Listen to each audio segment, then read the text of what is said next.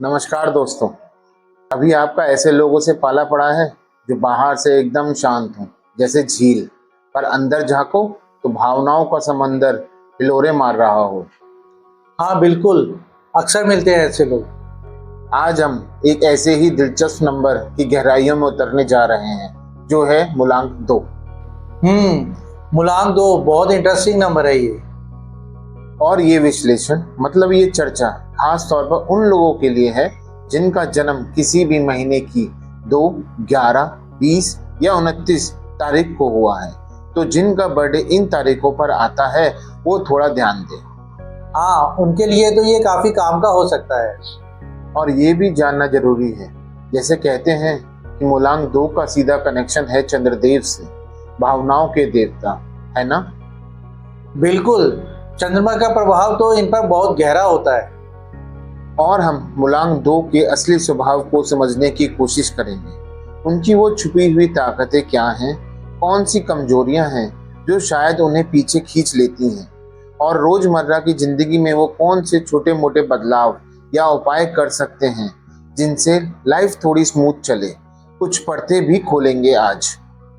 बिल्कुल, मूलांक 2 वाले दिखते नर्म हैं, इसमें कोई शक नहीं, लेकिन अंदर से गजब की शक्ति होती है। अक्सर लोग उन्हें मिसअंडरस्टूड कर लेते हैं, तो आज कोशिश करते हैं उनकी दुनिया को सही मायने में जानने की। मजा आएगा। चलिए फिर शुरू करते हैं एकदम बेसिक से। मूलांक का कॉन्सेप्ट तो साफ है, कई लोग जानते हैं, पर ये 20 या 29 तारीख वाले लोग ये मूलांक 2 कैसे बन जाते हैं, इसमें अभी भी थोड़ी कंफ्यूजन रहती है। तो अतुल जी, पहले आप जरा इसे साफ कीजिए ना। हाँ, ये सवाल आता है अक्सर। और ये चंद्रमा वाला कनेक्शन, ये सिर्फ कहने की बात है या वाकई उनकी पर्सनैलिटी पर इसका कोई गहरा असर पड़ता है? जरूर जरूर, मूलांक निकालना तो बहुत सीधा है। आपकी जन्म की तारीख के अंकों को तब तक जोड़िए जब तक एक सिंगल डिजिट ना आ जाए। अच्छा। तो जैसे 20 तारीख है तो हुआ 2 + 0 = 2। सिंपल है। हाँ, ये तो आसान है। और 29 के लिए पहले करेंगे 2 + 9 = 11। अब क्योंकि 11 दो अंक है, इसलिए फिर से जोड़ेंगे 1 + 1 = 2। Okay, got it. 2, 11, 20, 29 सबका मूलांक 2 ही हुआ। एग्जैक्टली। अब आते हैं चंद्रमा पर। अंक ज्योतिष में हर मूलांक का एक रूलिंग प्लेनेट होता है, एक स्वामी ग्रह होता है। 2 का स्वामी ग्रह है चंद्रमा, यानी चंद्रदेव। और ये सिर्फ किताबी बात नहीं है, जैसा आपने पूछा। चंद्रमा का असर सीधे तौर पर हमारे सोचने के तरीके, हमारे महसूस करने का तरीका और हम दूसरे से कैसे जुड़ते हैं, इन सब पर पड़ता है। अच्छा, कैसे? इसी वजह से मूलांक 2 के लोग अक्सर सुपर इंट्यूटिव होते हैं, मतलब अधिक सेंसिटिव होते हैं। उनमें कमाल की शक्ति होती है कि वो बिना कुछ कहे दूसरों की फीलिंग या वाइब को भाप लेते हैं। मूलांक 2 वालों के लिए तो ये एक तरीके की सुपर पावर है। मतलब कमजोरी तो नहीं बन जाती है? कोई रियल लाइफ एग्जांपल हो तो बताइए। ये बहुत ज़रूरी सवाल है और इसका जवाब हाँ और ना दोनों है। ये सुपर पावर भी है और ये कमजोरी भी बन सकती है। मेरे एक क्लाइंट थे, 20 तारीख को जन्मे थे, राइटर हैं। अच्छा। मैं आपको बताता हूँ, ये बड़ी इंटरेस्टिंग स्टोरी है। वो कहते हैं कि उनकी सबसे बड़ी ताकत ही यही है कि वो अपने कैरेक्टर्स की फीलिंग को इतनी गहराई से महसूस कर पाते हैं कि रीडर्स उनसे कनेक्ट कर लेते हैं। तो ये तो हुई उनकी सुपर पावर। हाँ, ये तो कमाल की बात है। लेकिन इसी सिक्के का दूसरा पहलू ये था कि अगर घर में जरा सी भी नोकझोंक हो जाए, छोटी सी बात पर आर्गुमेंट हो जाए या बहस हो जाए, तो वो एकदम चुप हो जाते थे। मतलब गुस्सा नहीं आता था, बस जैसे अंदर से शट डाउन हो गए हैं। वो उस इमोशनल टेंशन को झेल ही नहीं पाते थे। ओह। यही मूलांक 2 का पैराडॉक्स है, उनका इमोशनल रेडार। दूसरों की हर छोटी बड़ी भावनाओं को कैच कर लेते हैं, उन्हें अब्जॉर्ब कर लेते हैं, पर अपनी फीलिंग, अपना दर्द वो अक्सर अंदर ही दबा लेते हैं। क्यों? शायद इसलिए उन्हें लगता है कि उन्हें कोई समझ नहीं पाएगा या माहौल बिगड़ जाएगा। नतीजा, कई बार वो अंदर अंदर ही घुटते रहते हैं। यहीं पर वो इमोशनल मिरर वाली बात भी आ जाती है। कभी कभी उनकी जो प्रतिक्रिया होती है वो असल में हमारे अपने अंदर की उथल पुथल को ही दिखाई देती है, जो हम खुद नहीं देख पाते हैं। ये तो इंटरेस्टिंग है। मतलब वो दूसरों की भावनाओं का बोझ उठाते उठाते खुद ही दब जाते हैं। पर क्या इसका मतलब ये है कि मूलांक 2 वाले लोग हमेशा चुप ही रहते हैं, जैसे इंट्रोवर्ट टाइप? क्योंकि मैंने ऐसे लोगों को भी देखा है जो मूलांक 2 के तो हैं, पर बातें करने में बहुत आगे रहते हैं। हाँ हाँ, ये भी एक कॉमन मिसकंसेप्शन है।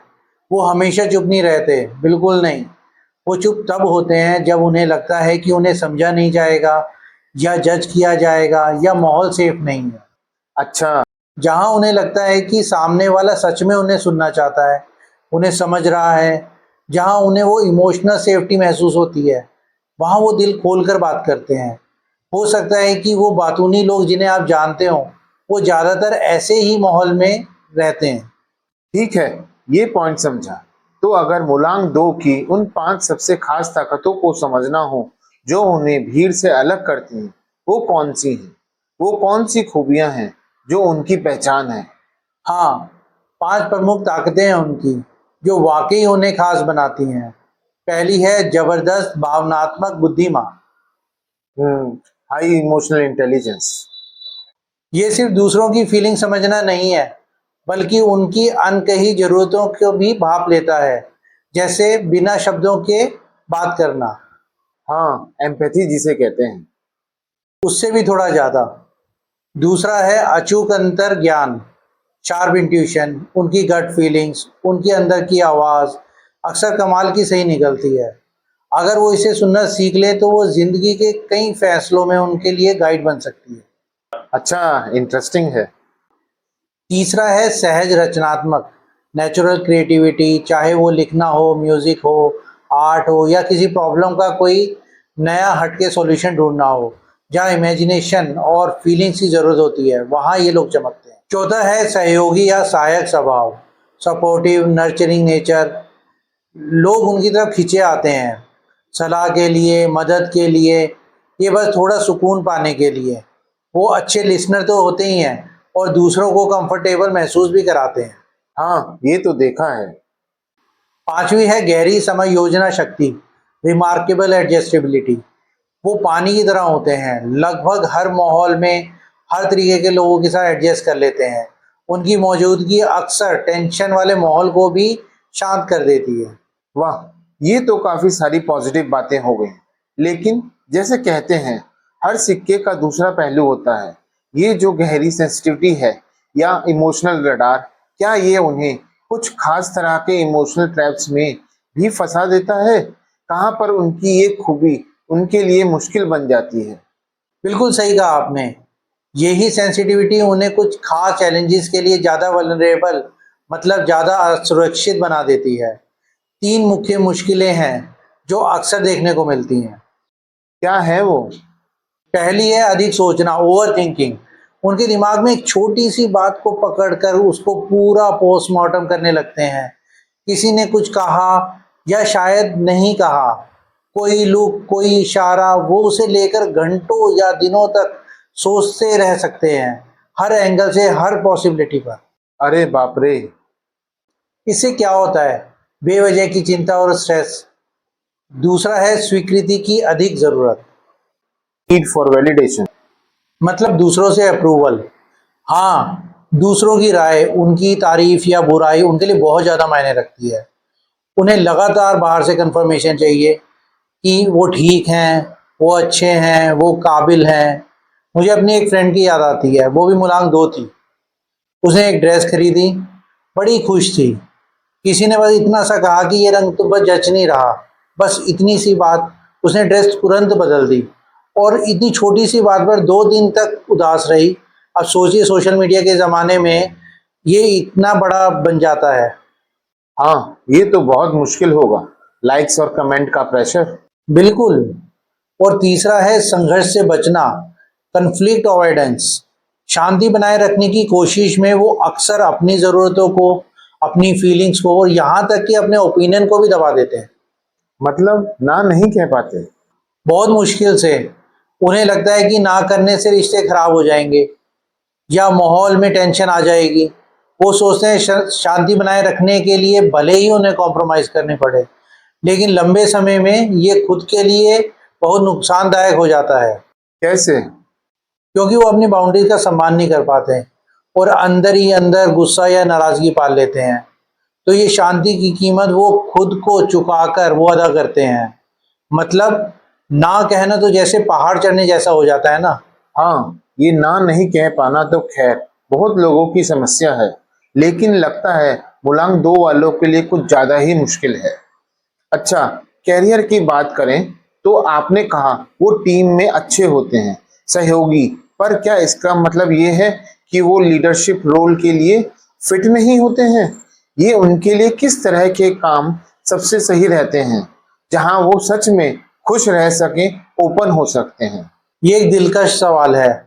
टीम में वो बहुत बेटर होते हैं क्योंकि वो कोऑपरेट करना जानते हैं, दूसरों को समझते हैं, लेकिन इसका मतलब ये नहीं कि वो अच्छे लीडर नहीं बन सकते।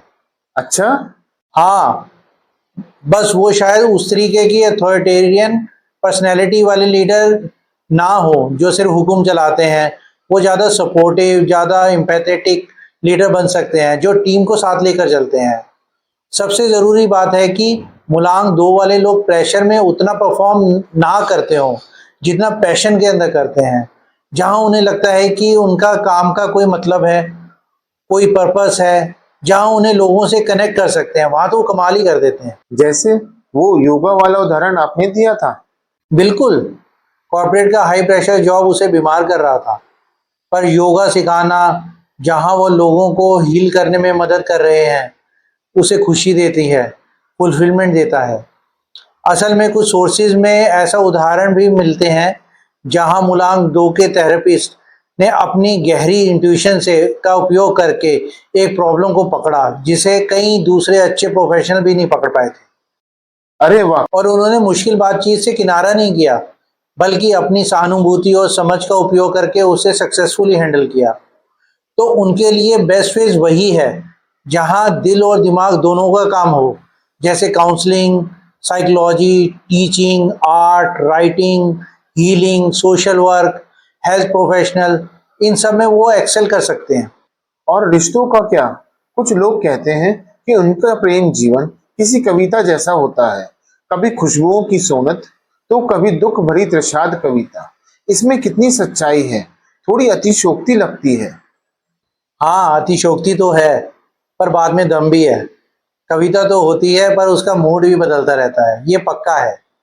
मुलांग 2 वाले रिश्तों में बेहतर वफादार होते हैं, बहुत समर्पित होते हैं, बहुत देखभाल करने वाले होते हैं, वो अपना सब कुछ दे देते हैं रिश्तों में। हाँ, ये तो अच्छी बात है। हाँ, लेकिन यही उनकी दुख भरी कविता का प्लॉट भी तैयार हो जाता है। अगर उनके साथी उनकी भावनाओं की, उनके समर्पण की कदर नहीं करते, उन्हें फॉर ग्रांटेड ले लेते हैं या उनकी सेंसिटिविटी का मजाक उड़ाते हैं, तो उनका दिल बहुत जल्दी और बहुत गहराई से टूट जाता है। ओह, और ये इमोशनल मिरर वाली बात यहाँ भी लागू होती है। कभी कभी रिश्तों में जो तनाव वो महसूस कर रहे होते हैं, वो असल में उनके पार्टनर की कोई अनकही फ्रस्ट्रेशन या ज़रूरत का रिफ्लेक्शन होती है, जिसे वो खुद ही नहीं समझ पाते। कंपैटिबिलिटी की बात करें तो किसके साथ उनकी ज्यादा अच्छी बनती है? आमतौर पर मुलांग 1 के साथ उनकी अच्छी बनती है, क्योंकि 1 उन्हें थोड़ी डायरेक्शन और सिक्योरिटी दे सकते हैं। मुलांग 4 के साथ जो स्टेबिलिटी लाते हैं, और मुलांग 6 के साथ जो हार्मोनी और प्यार देते हैं। और किसके साथ थोड़ी मुश्किल होती है? मुलांग 8 वाले के साथ थोड़ी सावधानी बरतनी चाहिए। 8 का अंक शक्तिशाली होता है, कभी कभी थोड़ा डोमिनेटिंग हो सकता है, जो मुलांग 2 की नर्म प्रकृति पर भारी पड़ सकता है।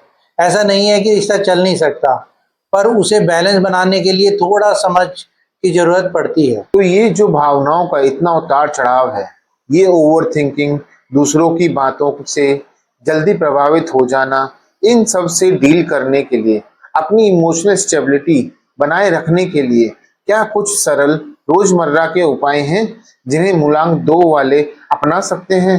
जैसे कुछ प्रैक्टिकल टिप्स?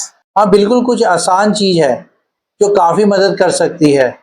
ऐसा बिल्कुल नहीं है कि कोई जादू हो जाएगा, पर रेगुलर करने से फर्क पड़ता है। जैसे? पहले तो चंद्रमा की एनर्जी से जुड़ा है। हर मंडे को अगर हो सकता है तो चंद्र मंत्र ओम सोम सोम्या नमः का जाप करें। ये उनकी एनर्जी को बैलेंस करने में मदद कर सकता है। रंग सफ़ेद, क्रीम या सिल्वर हल्के और शांत रंग पहनने फायदेमंद हो सकता है। रत्न, अगर ज्योतिषी में विश्वास है तो किसी अच्छे जानकार ज्योतिषी से सलाह लेकर मूनस्टोन यानी चंद्रकांत या फिर मोती पहन सकते हैं, पर प्लीज बिना सलाह के मत पहनिएगा। अच्छा, ये जरूरी है? दान, चंद्रमा से जुड़ी चीजें जैसे दूध, चावल, कोई सफेद मिठाई या चांदी का दान सोमवार को भी पॉजिटिव एनर्जी को बढ़ावा दे सकता है, ऐसा मानते हैं। आत्मचिंतन, सेल्फ रिफ्लेक्शन, दो चीजें बहुत कारगर हैं। ध्यान यानी मेडिटेशन और जर्नलिंग।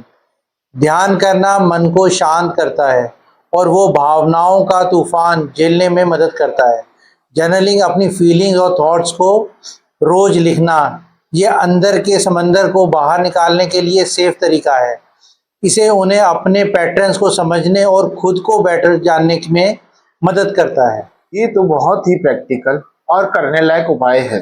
तो ये था मूलांक 2 की भावनात्मक, सहज और हाँ, कभी कभी थोड़ी उलझी सी दुनिया में हमारा आज का सफर। और अंत में बस एक विचार छोड़ने का मन करता है, जो हमने बीच में ही छोड़ दिया था, वो इमोशनल मिरर वाली बात।